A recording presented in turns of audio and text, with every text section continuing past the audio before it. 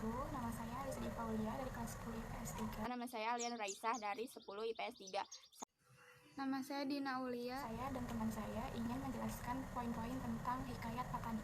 Saya Rizky Paulia ingin membacakan sinopsis Hikayat Patani.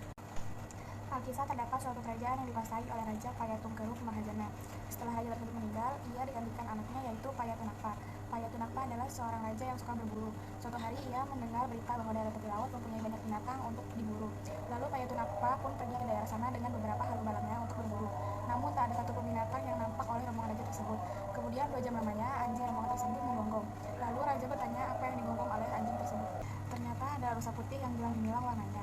Tetapi rusa itu berlari ke suatu arah dan hilanglah rusa tersebut. Rombongan raja pun berusaha mengejar tetapi tak ada rusa yang dicari. Namun raja bertemu dengan sebuah rumah sepasang suami istri. Lalu si lelaki tersebut menceritakan asal muasal tempat yang ada rusa putihnya tersebut.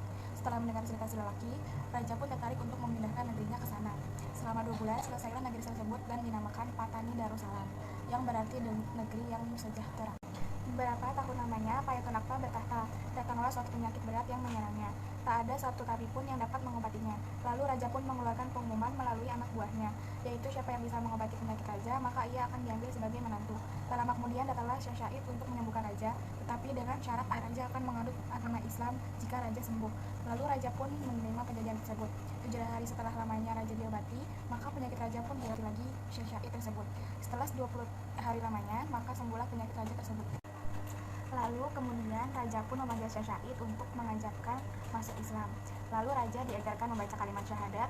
Lalu Syekh Syahid mengganti nama raja dengan Sultan Ismail Shah Zilullah Alam. Lalu ketiga anaknya pun berganti nama pula agar makin terasa sempurna keislamannya. Kemudian raja menghadiahi Syekh Syahid dengan harta yang banyak. Namun Syekh Syahid tak mau menerima dan meminta untuk pulang ke negeri pasainya. Tak lama setelah itu banyak pula rakyat yang masuk Islam. Mereka mendirikan salat dan tidak makan babi lagi. Walaupun begitu, raja tetap melakukan pekerjaan yang bertentangan dengan Islam. Saya Alian Raisah dari 10 IPS 3. Saya akan membacakan unsur intrinsik cerita Hikayat Petani. 1. Tema kerajaan. 2. Tokoh. Payatunakpa suka mengingkari janji. Dapat kita temukan saat ia terus-menerus mengingkari janjinya dengan Syekh Syahid. Syekh Syahid beragama kuat dan tidak menginginkan harta ataupun tahta. Dapat dilihat saat ia mengatakan bahwa ia tidak ingin menjadi menantu raja. Namun ia hanya ingin menolong raja dengan syarat raja harus masuk Islam. 3. Alur yang digunakan adalah alur maju karena cerita ini menceritakan tentang kehidupan kedepannya, bukan tentang kehidupan masa lalu. 4. Latar tempat di kerajaan, waktu masa pemerintah Payatunakpa. 5. Amanat, jangan mengingkari janji karena akan mendapatkan laknat Tuhan, dan tidak semua orang bisa diiming-imingi dengan harta dan tahta. Nama saya Dina Aulia. Saya akan membaca nilai-nilai kehidupan Hikayat Patani.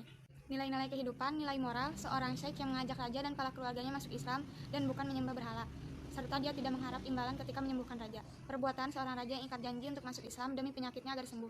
Seorang yang berperilaku dan angkuh karena menganggap dirinya paling berkuasa. Perbuatan seorang raja yang menganggap semua perbuatan dengan imbalan yang berupa harta. Nilai agama, seorang raja yang lebih menyembah berhala dibanding menyembah Tuhan. Sekian dari saya dan kelompok saya. Terima kasih. Wassalamualaikum warahmatullahi wabarakatuh.